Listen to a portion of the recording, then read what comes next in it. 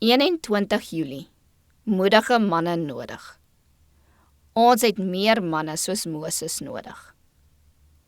Toe die volk sien dat Moses vertoef om van die berg af te kom, het die volk rondom Aaron versamel en vir hom gesê, Kom, maak vir ons gode wat voor ons uittrek, want hierdie Moses, die man wat ons uit Egipte land laat optrek het, ons weet nie wat van hom geword het nie. Eksodus 32 vers 1. In Moses se afwesigheid is die regsgesag aan Aaron toe vertrou, en 'n groot menigte het om sy tent saamgekom met die eis, maak vir ons gode wat voor ons uit sal trek. So 'n krisis het 'n man met vasberaadheid, beslisheid en onwrikbare moed vereis. Iemand wat die eer van God belangriker as gewildheid, persoonlike veiligheid of die lewe self geag het. Aaron het die volk swak vermaan, maar sy weifeling en vreesagtigheid op daardie kritieke oomblik het hulle net meer vasberade gemaak. Die rumoer het toegeneem.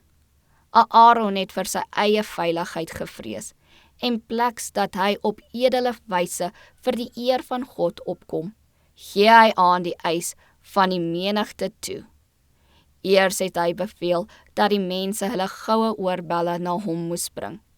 Hy het gehoop dat hulle te hoogmoedig sou wees om so 'n opoffering te maak. Maar hulle het hulle ornamente gewilliglik gegee, en daarvan het hy 'n goue kalf gegiet, 'n namaaksel van die gode van Egipte. So pleeg ons Aaron se sonde. Ons paai wanneer die oog helder moet wees om kwaad te onderskei, en ons duidelik daarop moet wys, al bring dit ons in die verleentheid, omdat ons doel verkeerd vertolk word. Ons moet geen onreg teenoor 'n broeder of enige ander siel met wie ons omgaan, duld nie. Hierdie versuim om die waarheid te verdedig was die sonde van Aaron. As hy die waarheid duidelik gespreek het, sou daardie goue kalf nooit gemaak gewees het nie.